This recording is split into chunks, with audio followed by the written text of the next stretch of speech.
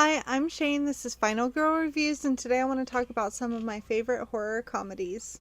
Now, this is by no means an exhaustive, comprehensive list of all the great horror comedies. These are just 10 movies that I really enjoy watching. They always make me laugh, and I thought I'd share them with you. First up on my list is Elvira, Mistress of the Dark from 1988. I was just a baby when this came out, but as soon as I was old enough to pick up a VHS and stick it in a VHS player, I have been watching Elvira, Mistress of the Dark. I still have my original VHS from when I was a child. It is totally worn out and beat up because I just loved it so much and could not stop watching it. Cassandra Peterson is a queer horror icon, and Elvira is one of my most beloved characters. The movie is funny and smart and sexy. And at this point, if you're a horror fan and you've never seen Elvira, Mistress of the Dark, where have you even been? So if you haven't seen it, please go watch it. I love it. You'll love it too. Next up from 1998 is Bride of Chucky. The Bride of Chucky is a complete departure from the first three movies in the franchise. Instead of being serious, classic slasher type movies, it was very campy and witty and stylish, and the addition of Jennifer Tilly made a huge difference for this franchise. If Chucky will always be at the top of my list of some of my favorite movies that I like to rewatch, and if you haven't seen it yet, I 100% recommend it. Up next from 2009 is Jennifer's Body. Jennifer's Body is one of those movies that has grown in popularity over the years with a kind of cult following. Total Y2K goodness. It is funny and witty, and the best way that I can sum it up is that hell is a teenage girl, and if you've been a teenage girl, you know exactly what that means. Up next from 2010 is Tucker and Dale vs. Evil. Tucker and Dale vs. Evil is probably one of the funniest movies I've ever seen.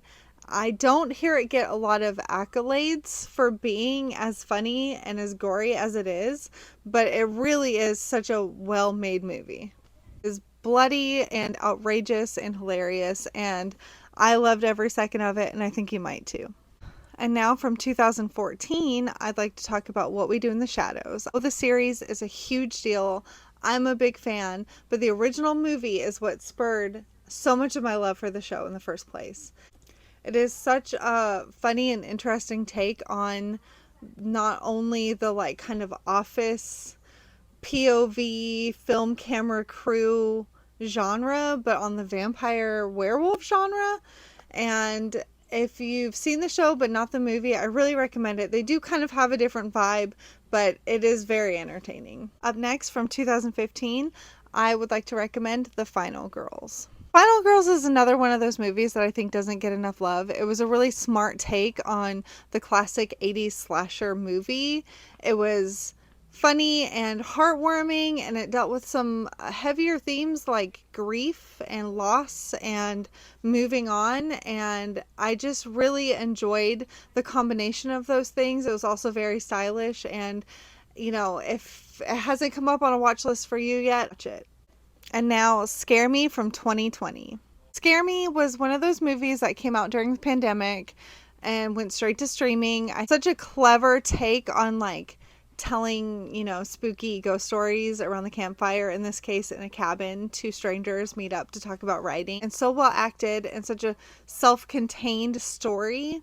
I think one of the reasons it hasn't been as popular as I think it should be is because of this theme in it about men and women in creative industries, and how the male character is kind of antagonistic toward the female writer. It's this mix of being attracted to her and also jealous of her, and that's something I think a lot of women deal with in creative industries, and that might be turning people off, but whether or not you're interested in the commentary, I still think it's a very funny movie, and it's worth checking out for sure.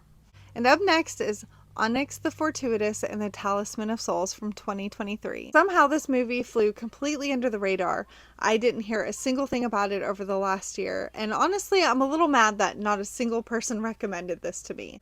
I was really wary at the beginning of this movie about how well he could keep up this character of Onyx. He has a very specific style of speaking. He kind of always has a look of pain on his face when he's talking, and I really wasn't sure that it could be kept up through the whole movie without honestly being annoying. Every actor in this movie just like gave it their best, and even though it's got a little camp and a little cheese, and you know that it wasn't like a $200 million budget, I was so thoroughly entertained in this movie. And finally, my 10th movie on the list is 2024's Lisa Frankenstein. This movie really hit everything on my checklist that I'm looking for, and it had great aesthetic with the bisexual lighting and the black and white like dream sequences. The clothing was super stylish and such a great representation of the 80s. The soundtrack was killer. The practical effects were amazing. I just cannot praise this movie enough. I really feel like this movie was made for the weird girls. Girls who didn't fit in or felt awkward, and the scene where Lisa yells at the guy who she's been interested in for a while, I won't spoil it. She goes on this rant about how the cool guys don't really want the cool girls. They just want to be the cool guys to impress the girls who are interested in it, really. And that is just such an experience that so many of us weird girls go through. And if you've ever been manic pixie dream girled, you'll understand. And there we have it, 10 of my favorite horror comedies that I recommend you watch this Halloween season.